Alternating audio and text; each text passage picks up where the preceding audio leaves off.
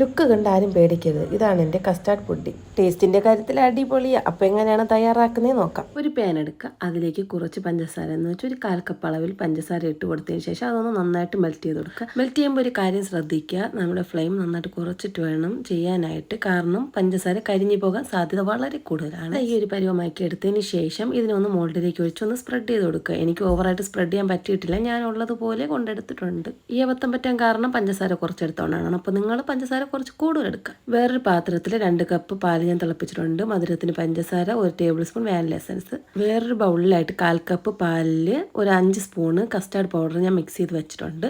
ഇതിനെ തിളപ്പിച്ച പാലിലേക്ക് ഒഴിച്ചു കൊടുക്കുക. എന്നിട്ട് ചെറു തീയിൽ വെച്ച് ഒന്ന് നന്നായിട്ടൊന്ന് മിക്സ് ചെയ്തെടുക്കുക. ഇതായി ഒരു പരുവത്തിന് വേണം കിട്ടാനായിട്ട്.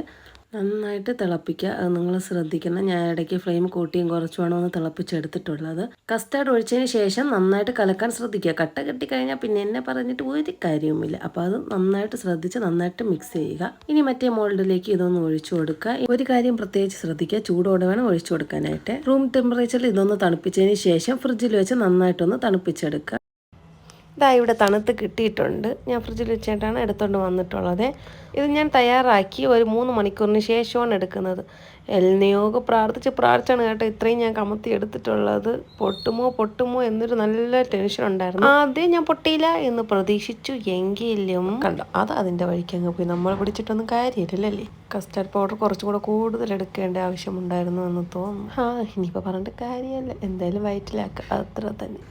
നല്ല ഗുളുഗുളുകളാന്നിരിക്കുകയാണ്. ആ ഷേപ്പും കൂടെ ഒന്ന് കറക്റ്റായിട്ടിരുന്നെങ്കിൽ സെറ്റായേനെ. അപ്പോൾ നേരെ നമുക്കിനി ടേസ്റ്റ് ചെയ്ത് നോക്കിയോക്കെ. ഇനി പോരായ്മകളൊന്നും നോക്കിയിട്ട് കാര്യമില്ലല്ലോ. എന്തായാലും ടേസ്റ്റ് ചെയ്ത് ഞാൻ നോക്കിയപ്പോഴത്തേക്കും അടിപൊളിയായിട്ടുണ്ടായിരുന്നേ. നിങ്ങൾ ഈ പുഡിംഗ് തയ്യാറാക്കുമ്പോഴത്തേക്കും ഒരു കാര്യം ശ്രദ്ധിക്കുക, എടുക്കുന്ന കസ്റ്റാർഡ് പൗഡർ ഒരു 2 സ്പൂൺ അളവ് എക്സ്ട്രാ എടുക്കുക. ഞാനൊരു 4-5 സ്പൂണാണ് എടുത്തിട്ടുള്ളത്. അപ്പോൾ നിങ്ങൾ എടുക്കുമ്പോഴത്തേക്കും ഒരു 6-7 സ്പൂൺ എടുക്കാൻ ശ്രദ്ധിക്കുക. എല്ലാവരും ഒന്ന് ട്രൈ ചെയ്ത് നോക്കിക്കോ.